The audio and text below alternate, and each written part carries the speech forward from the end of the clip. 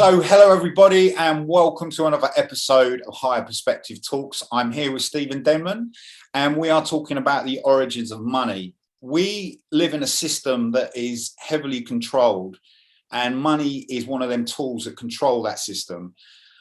So many don't question where that money comes from and how it's created, and Stephen has got some amazing perspectives of this and where this has come from and the origins of money. So, hi, Stephen. How are you doing? Hi there. I'm doing well, Zach. How are you?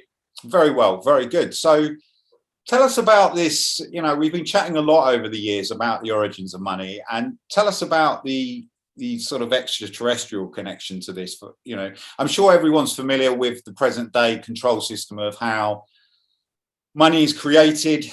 And maybe you could give a little brief overview of that actually as well. Well, the current day monetary system that we're all used to using on a daily basis is in its simplest form. It's a macro scale Keynesian debt-based third-party usury system. So we have this thing called banking and finances and money and transactions and currency, but if you scale it all down to its simplest form, you have coinage and notage, which is basically produced out of thin air, is then given through financial apportionment every 12 months, every tax year, to all the various banks, the investment companies. And then if it's banks that are specializing in mortgages, they'll then charge interest on something that was basically produced out of thin air. So in many ways, the idea of what we perceive money is just an illusion. It's only as tangible as we are willing to entrust that third-party usury transaction system for our daily lifestyles. You know, the function of all monetary aspects of our lives, or currency transactions, or economic models, both micro scale and macro scale, in every country on planet Earth. So it's really quite an abstract concept, money in itself. It's not really as realistic as we think it is, because human beings, you know, we Earth humans are so used to identifying with the usage of money. We believe it's this physicalized, very important, tangible aspect in our daily lifestyles, but actually it is just being placed there, and it's been left in place for many thousands of years, and its actual origins aren't actually even from planet Earth at all. They're from off-world sources, as we've discussed over the years ourselves, that go back to the Rigel system in the Orion constellation. So before we go to the Rigel system, let's just talk a little bit about planet Earth system. So we have these elite families that produce the money, create the money, and then keep this wealth and then distribute it down through the kind of structure of society. So what is happening there, and then we'll go on to the Rigel system and that connection in a minute, but just a little brief overview of what's happening at the moment on planet Earth with the monetary system. Well, I think we just need to verify that money is, if you like, it's in a way, it's a partially tangible aspect of what we class as energy convergence and energy transaction. That's what money is. It's currency. It's the current of money. So it's a control mechanism that is heavily interlinked with human consciousness and therefore human psychology. And these elite families, these elite banking families, know full well that the system, the way it's been set up on planet Earth, is that we exist through the usage of money. You know, some people call it the cost of living, but actually, if you go back through ancient historical records, way before money actually emerged, around 7,836 years ago, before present, in ancient Sumeria, in the Middle Eastern area of this planet, people were living using bartering systems. There wasn't really a concept of poverty and wealth, or poverty and richness. So again, this has created a subverted, deviated outcome for many soul personalities, you know, that incarnate in the bodies of human beings who are having these experiences that they've chosen to have with money and the banking system. But it's not really who we are. In human consciousness and therefore human psychology have been very heavily manipulated. And again, it's the identification with money through the egoic part of the mind. This sense of that it's gratification, it brings accumulation of objects, consumer spending. It's to do with the greed aspect. It's more for us, less for you, and vice versa. And it's divide and rule. And again, it all plays into the geopolitical aspects of different countries, resources management, and the multinational, international and global corporations that are driving a lot of this with their own vested interests, not just for their shareholders, although, the way this new economic model is coming, they're looking to create a stakeholder society, which really is indirectly is a form of digital communism by using the monetary system. And that's where we are now, here in the 21st century. This is where we are now with the banking monetary system. And it is transitioning out from being a coinage and notage, sort of, even then it's even only partially tangible, to now being a completely digital, cashless, international financial transaction system, where it will literally just be numbers, if you like, or digits on a computer screen. And, you press enter and money's transferred or money's received. Well, we will actually become the exchange. That is the future economy, that human beings will be the kind of physical trade, for, this digital cashless society. So, Steve, excellent. Let's just go on to the Rigel system. So we had this set up, and people can look deeply more into this, into the monetary system, how it was set up before, but how it actually started for our planet Earth. But we're going off planet here, and we're talking about the Rigel system. So tell us about this Rigel Grays and the extraterrestrial beings that set this up. Well, we've discussed previously that in ancient history there was a series of intermittent but very well connected skirmishes and on an interstellar level within the Rigel system around thousands of planets and moons that are around Rigel A, Rigel B, Rigel C, and Rigel D that kind of make up the Rigel system in the Orion constellation. And these Nordic Aryans, if you like, or Rigelian Aryans that then became radioactively contaminated, they basically destroyed through constant warfare their own mitochondrial RNA and their own DNA, and therefore their own genetic structures. And then when they were at their weakest, the Alpha Draconians, also known as the Draco Reptilians, then obviously invaded the Rigel system, and the survivors were genetically and biologically adapted for survivability reasons, because obviously they were radioactively contaminated from their huge interstellar thermonuclear warfare scenarios that had played out. And then out of that system, the Alpha Draconians introduced a units and credits and energetic exchange system amongst the surviving Nordic Aryans that became that were the Rigelian Aryans, but then became known as the Rigelian Grays, also known as the Tall Grays or the Greadans. And that's where the origins of the system of exchange, a third-party usury system that's controlled by an external source, has its origins. So it's off-world. It's to do with the Alpha Draconians and also known as the Draco Reptilians, but ultimately it's to do with these Rigelian Grays, who then became, if you like, through the Orion Confederation, which is part of the Draco Empire, a repeating force who, through their own mass indoctrination, their own genetic hybridization and changes, brought that very same behavioral model of enslaved, militarized control through energy exchange with units and credits to planet Earth, where the original Earth humans that were here, that themselves aren't actually from planet Earth, but that's a story for another time, were then covertly and invisibly genetically infiltrated. And this was done obviously through the royal bloodlines of the Sumerian kings and the Sumerian queens.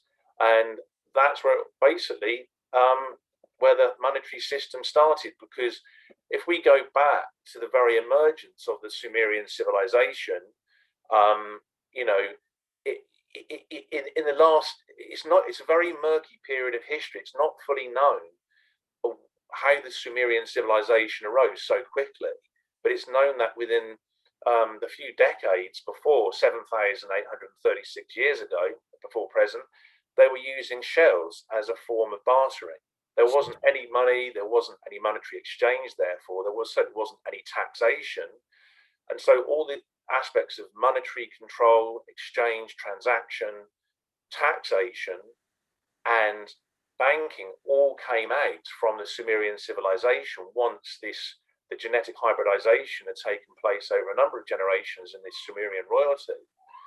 And literally they were interlinked with the intrapsychic control mechanisms of the Rigelian Grays that could use the vibrational changes in the mitochondrial RNA and the DNA of the Sumerian royalty to then steer and change the direction of the Sumerian civilization in the Fertile Crescent in the Middle Eastern region, which is where... Just on a note, with the royalty side of it, were they extraterrestrial beings, or they were manipulated? Their DNA was manipulated. Just explain that side of it. Well,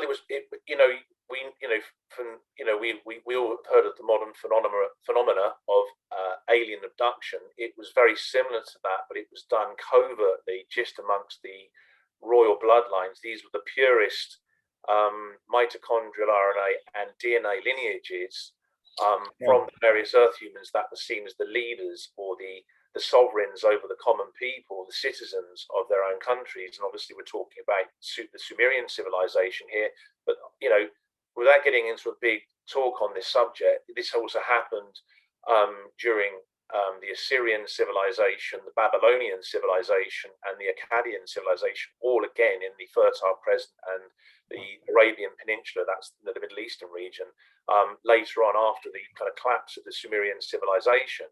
So the fetus in the womb of each of these Sumerian queens was genetically adapted. So there was the Rigelian Gray DNA, or aspects of it, which is ultimately reptilian DNA, was in some fashion that isn't scientifically fully understood, adapted. So there was a frequency change because, the macromolecule DNA itself gives off specific electromagnetic frequency ranges.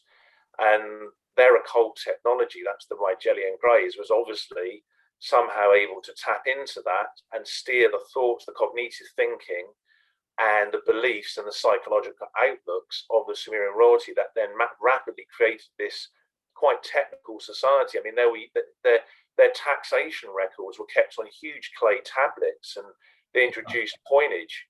As I said before, they were bartering with shells only a few decades before the sudden kind of, expansive emergence around 7,836 years ago, before present, of the Sumerian civilization that just seemingly came out of nowhere. Just on that note, I mean, I don't want to veer off too much what we're talking about, just in the sense, how did we get to gold from shells? How did it come into the currency of gold? What? Gold is very important to many, both malevolent extraterrestrial humanoids and benevolent extraterrestrial humanoids. Gold is very important to the Rigelian Grays, just as it's very important to the Alpha Draconians, also known as the Draco Reptilians, and it's also very important to the Nordic Giants that come from the Aldebaran or the Pleiadian Aryans, for example. So it's used in a number of microprocessing systems to do with navigation on board starships, for different coatings, for various electromagnetic transmission purposes. It's kind of quite a universal currency to some level throughout the galaxy. Yeah. And it was used in that way, if you like, to subvert its more positive uses for science, technology. It's also used for, monatomic gold obviously is used for biological, medical purposes to improve health. So it was used as an inversion, because what would you expect from the negatively based Rigelian Grays, but obviously an enslavement mindset of just constant subversion and domination. Yeah. And that's what they were basically after. So that kind of can give you a better outlook of why gold was seen with such importance. But we know that gold coinage in the Sumerian civilization was used more amongst the Sumerian royalty, the Sumerian courtiers, and the Sumerian priesthoods in the various temples, and less to do with the ordinary common citizens themselves. So let's get back to the Rigelian Grays. So so is this control system still happening? Yeah, everything that they are concerned with in the Rigel system is to do with spaceship construction, building advanced navigation systems, and everything is tasked that they do through your units and credits system. So that's the reason why they kept that, because it's a way of centralizing constant, control over the Rigelian Grays. It consistently re-imprints the same system and is identified with being as realistic enough to be conformed to. So it's actually a very good form of control, but they're not using any kind of monetary system that we've got. It's the actual transaction aspect of, being given something that's seemingly tangible for carrying out a task, a chore, daily labor, your services, time that's, in your existence in this physical reality that we can also call this 3D holographic reality is how they perceive it. That makes sense. Working in their monetary system operates in their time, doesn't it? In their reality. Yeah. You see, like you said, a good point there. This is, and that's what it's about. The money system occupies our time, and at the real time of what we're actually here to do, and that is to enlighten ourselves and self-development, and to evolve in that light, not in the sense of a control system. But Steve, so yeah, carry on. It's a massive subject. I'm sorry to veer off, but I'm just interested in a lot of other subjects around it. But carry on.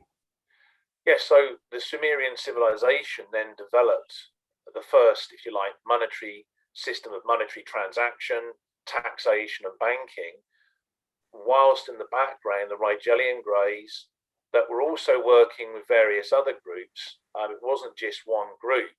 There was a renegade collective of at least 5, shall we say, malevolently based extraterrestrial life forms, or groupings, if you like, that formed a much larger macro scale grouping that decided they would go off and just do their own thing, basically, and follow their own objectives, which were all based on domination and control.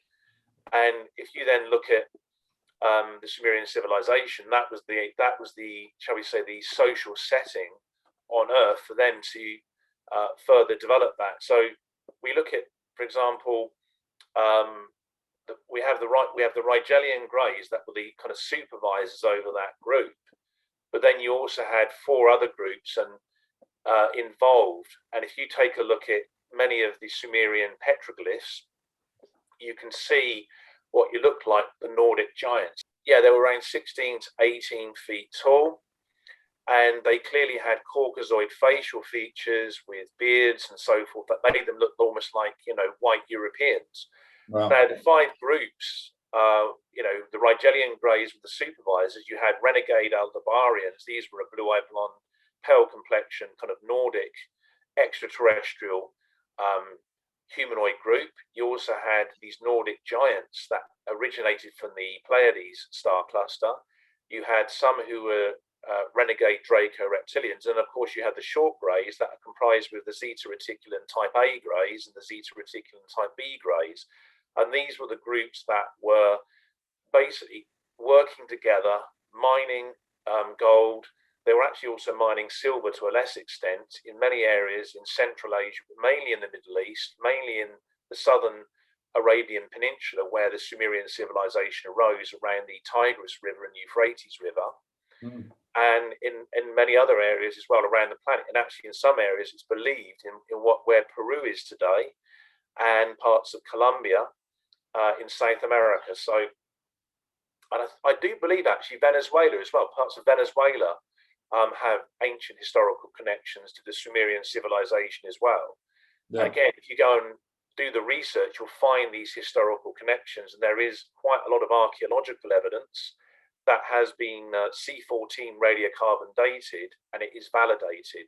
The timelines and chronologies do match up, but again, official science, shall we say, is not interested in that information because it challenges the narrative that's been established, which is largely incorrect, to do with ancient history, to do with the formation, the development of the monetary system, taxation and banking, which is really therefore a malevolently based extraterrestrial humanoids, off-world energetic unit and credit exchange system based on their own enslavement. That's the Rigelian Grays in the Rigel system on planets and moons that orbit around, Rigel A, Rigel B, Rigel C, and Rigel D. So it's the great irony, and yet we identify with this modern day banking and financial system.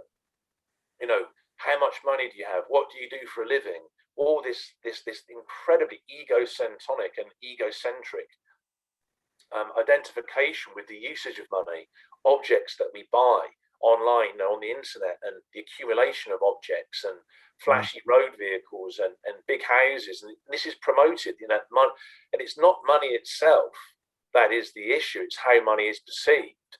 It's how people identify. Money can be used as a force of positivity and great good, and can transform the lives of millions and millions of Earth humans.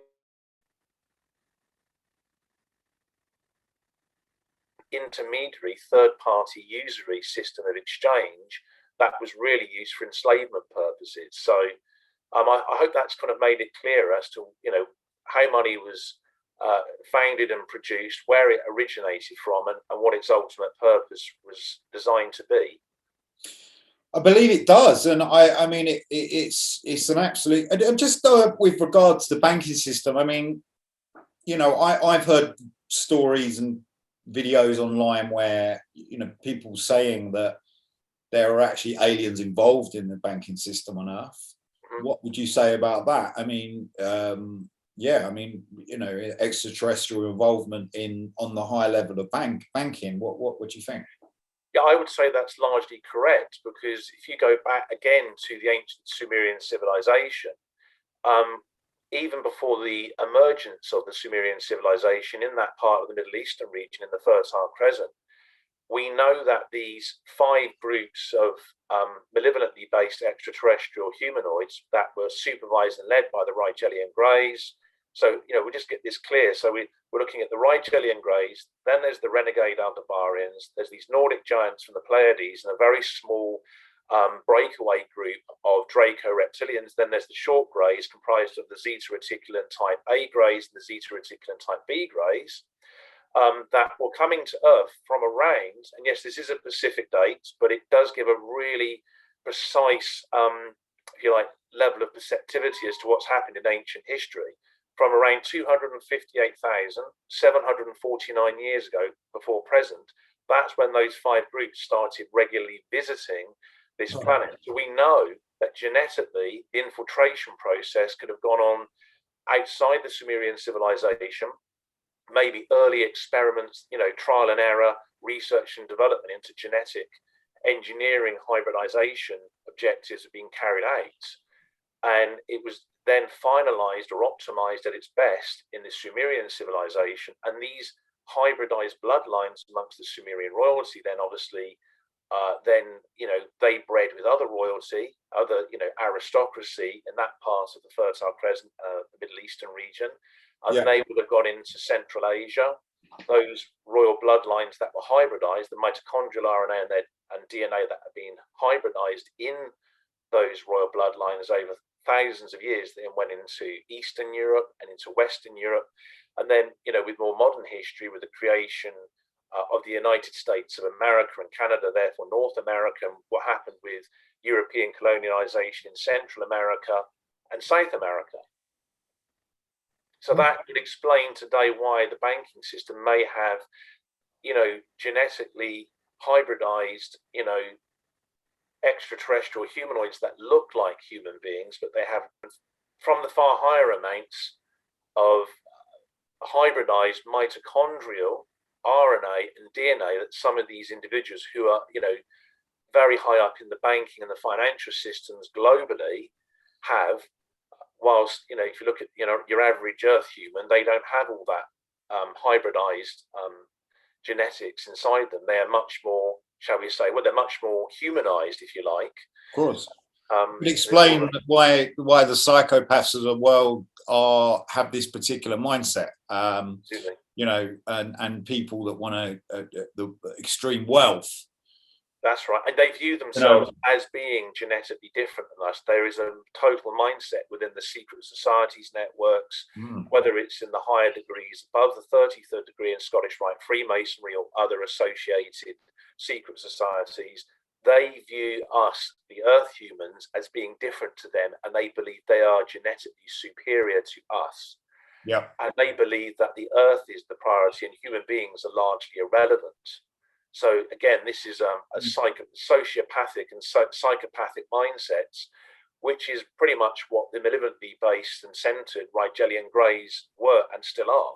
We won't say any names, but do you think these people in positions of leadership, the powerful positions of leadership, do you think they're actually aware of all this, or do you think they live in the ego and the control of and the love for power, or do you think they actually are aware of these systems and off-planet systems and stuff?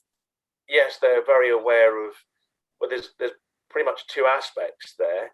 One aspect you're looking at is, are they aware of their own lineage, their own genetic hybridization, that they're carrying, if you like, high amounts of Rigelian Gray and therefore reptilian DNA in their bodies, and they're a different lineage, if you like, from other, so-called Earth humans, that there's something apart from us.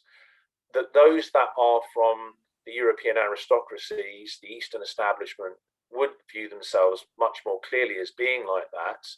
But those bloodlines were then, if you like, bred into certain individuals in ancient history that had psychologically the aptitude to become increasingly psychopathic and ruthless, and were judged as being very useful in furthering the agenda. So to some extent, they're all aware of it. The other aspect is the occult technology. So we're looking at, we've talked in the past about what happened on the 20th of February 1954 with the Creator Treaty, that the 33rd degree Scottish Rite Freemason and US President David Dwight Eisenhower signed with an envoy from Rigelian Gray at Muroc Air Force Base that became Edwards Air Force Base in Kern County in Southern California on that very bright sunny day, with 4,500 or maybe slightly more cameras rolling in very well, I would love that footage. It's fantastic to see, wouldn't it? Yeah, it really amazing. would. So the situation there is, yes, that technology would have been reversed. Then you've got obviously what happened with Roswell in July 1947 in New Mexico, and there's been hundreds of UFO crash retrievals. Present day, yeah, lots happening. I mean, if you look back to what is now called the Russian Federation, the largest country on Earth. I mean, Russia in size geographically is vast, absolutely huge country, much larger than the United States of America and Canada put together. Yeah. And yet, if you look at the size of the land they've got and the amount of crash retrievals, it's known that there's been probably at least 750 to maybe 800 or so crash retrievals in Russia, going back to, I think, 1952, 1953. Maybe 1954, a bit beyond then. So we know that what the Russians have isn't advertised, because obviously it's a communist political system they've got. So there's so much reverse technology that the elites have got that's then put through the military industrial complex, the MIC, and is then, if you like, redeveloped and put through the multinational corporations, and it's done incrementally. So they don't put out the super advanced reversed occult technology. You get a little tip, you get a little sliver of it, and then, with your mobile phones, in our reality, mobile phones are just tip of the iceberg to what technology is there. Yeah, but that's right. So what they'll do is they use, through science fiction, the monetary system at the same time as this is going on is becoming less and less tangible, because if we're going towards, as it seems, a completely digitalized cashless society with a digital ledger system, a central bank digital currency, got that going on. People are just flicking buttons on their mobile phones or on their computers and ordering objects with this. And a lot of these objects, technical gadgets, especially electronic gadgets, are all containing small aspects of the reversed occult technologies that could have come from the Rigelian Grays after the Creator Treaty was signed on the 20th of February 1954, or it can come from crash retrievals of UFO spacecraft. And some of it also comes through the use of ceremonial magic. from, Wow. believe it or not, demonic entities that we can call plasmic entities in the lower astral or the infernal region. Again, this is all connected to certain individuals. What they will bring, like a new technology or a new idea, or what would they would it physically materialize from like an astral form? What are you tell us? What do you mean?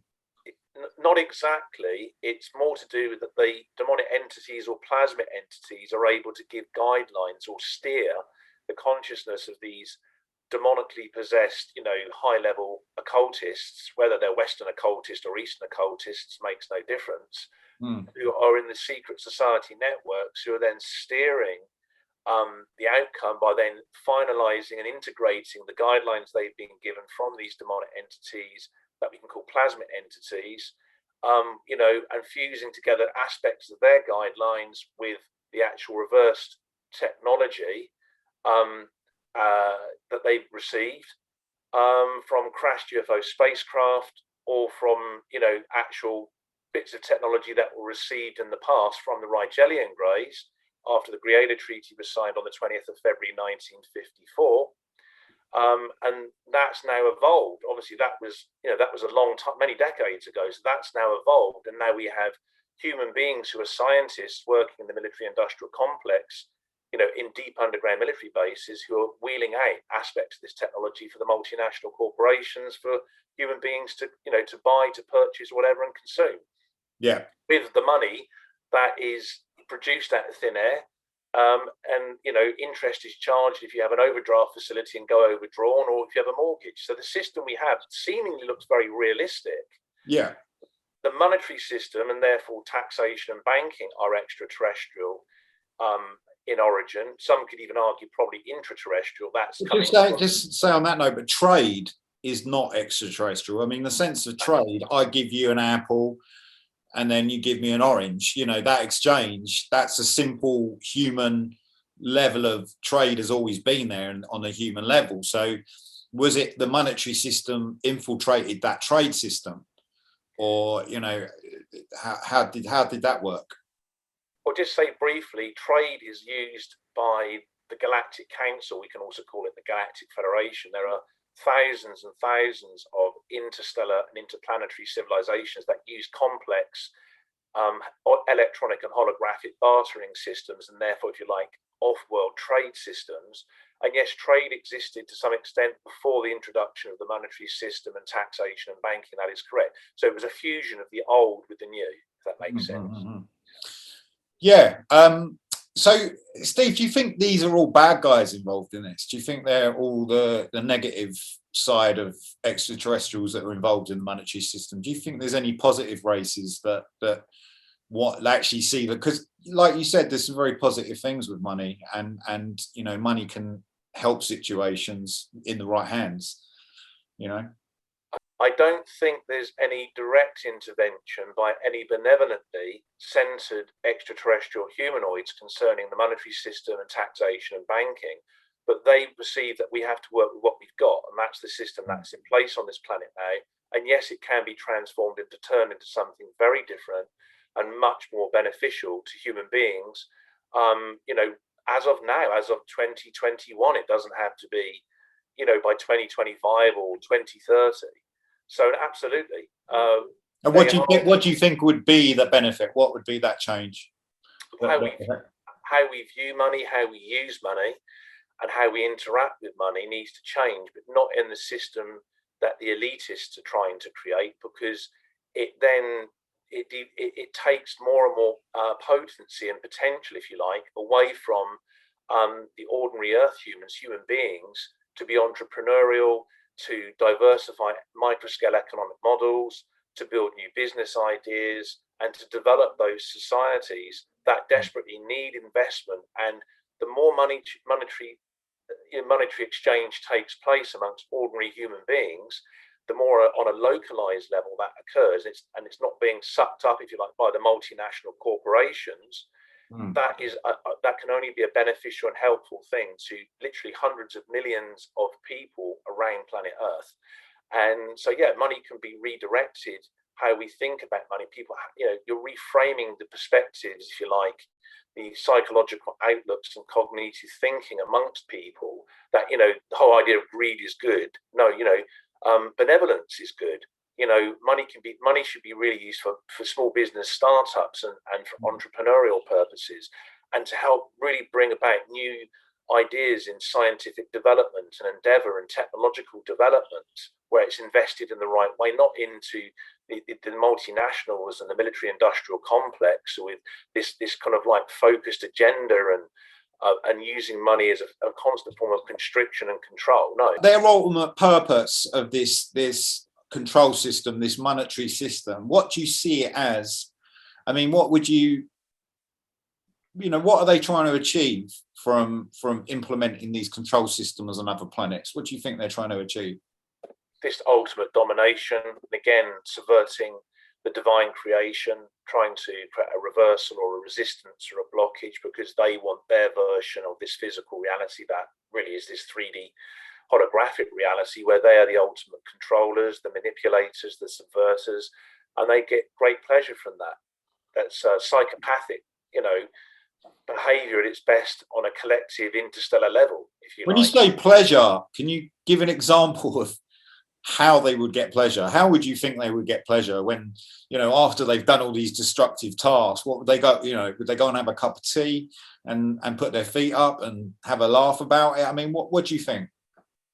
Well, no, their pleasure is in having ultimate control. It's a satisfaction. Their idea and concept of pleasure is very different than normal, like empathic and compassionate Earth humans, as opposed to the completely emotionless and uncompassionate outlook and ideas and concepts of the elites, if you like, the secret society networks on planet Earth, but ultimately behind them, the Rigelian Grays, and even their, very robotic and autonomic little servants, the Zeta Reticulan type A Grays and the Zeta Reticulan type B Grays. So we have two things happening on planet Earth. We have human beings and human consciousness trying to develop in one aspect, moving towards more of a political and a spiritual awakening. And then on the other side, you've got the elites at the top, that the collective unconscious has created in human beings, who are the shadow, if you like, this overlooking shadow self. Yeah. And at some point, that needs positive resolution and a complete redevelopment of the entire monetary, taxation, and banking system, on a global scale, especially in much more poverty-stricken countries. And it has to start happening now, and that has to happen amongst Earth humans. It has to come from if you like, from the ground up. It can't come of course, the top, if you like, of that kind of pyramidal structure. So how did these groups start off? How did they start in the Rigelian system, and how did they kind of come onto Earth? Explain a little bit about that. Well, we've gone over that, earlier in this discussion of what took place with the emergence of the Sumerian civilization. But what we have to remember is, once the Sumerian civilization basically disintegrated and collapsed, then you had the Assyrian civilization, the Babylonian civilization, and the Akkadian civilization in the Fertile Crescent, then continued those practices of using the monetary system and taxation and banking, while the Rigelian Grays and to some extent the renegade Aldebarians, these Nordic giants from the Pleiades, this small breakaway group of Draco reptilians, and the short Greys that were comprised and are still comprised predominantly with the Zeta Reticulan type A Greys and the Zeta Reticulan type B Greys, became archetypal and conceptual Sumerian deities. Wow. This is very interesting because we've heard of the word Anunnaki. Yes, of course. And there's many different spellings of that word, but the clearest English translation for the word Anunnaki, which also is it's also spoken of as a word as Anuna, Danuna, and the Danunakini. And when we take a look at the actual translation, it means princely children from heaven. So these 5 groups, and you can can clearly see many of them from the various figurines and statues that were produced in the Sumerian civilization, as well as the huge petroglyphs that their expert, rock carvers created for the various Sumerian royalty, and so therefore we know that the ordinary Sumerian people probably did observe on many occasions these five extraterrestrial humanoid groups that were together, that were, if you like, led or supervised by the Rigelian Grays. They probably materialized into visibility, and they were observed, maybe in mountainous regions or hilly regions around southern Mesopotamia, the southern, geographic or southernmost geographic parts of the Fertile Crescent and the Arabian Peninsula. And they were feared in many ways because they were not obviously Earth humans. They certainly weren't Sumerians, and they were revered as Sumerian deities. That's how their entire religious and spiritual system developed, as a consequence of, ironically, the introduction of the monetary system and taxation and banking in the Sumerian civilization itself. Mm. So are we going back through that system again now? Are we going back over the same cycle? We are, aren't we? This cycle of AI and hybrids and the monetary system, the social credit system, that's been here before, right? Yeah, it has to some extent, and genetic hybridization again can be seen in many of the petroglyphs that were created during the Sumerian civilization. I mean, we've got to remember these five groups that I've mentioned that were supervised, with Rigelian Grays, obviously, as I said, were one of the five, extraterrestrial humanoid groupings within the main group, but they were still supervising everything. And if we go back to that specific time when they started doing lots of visitations to planet Earth around 258,749 years ago before present, we're looking at a vast period of time where they have been coming and going and messing around with genetic experimentation. And you can see that in some of the actual petroglyphs from ancient Sumeria. Yeah. So we know that there was many different mitochondrial RNA and DNA hybridization objectives that were being completed there by these five groupings, if that makes sense. So, Stephen, it's been an absolute pleasure, and I'd like to carry on, but I think we should do another talk altogether on something else, because I just think we're going to go into other subjects. So, but it's been amazing chatting as always, and so it's bye from me, Zachary Denman, and it's bye from me, Stephen Denman.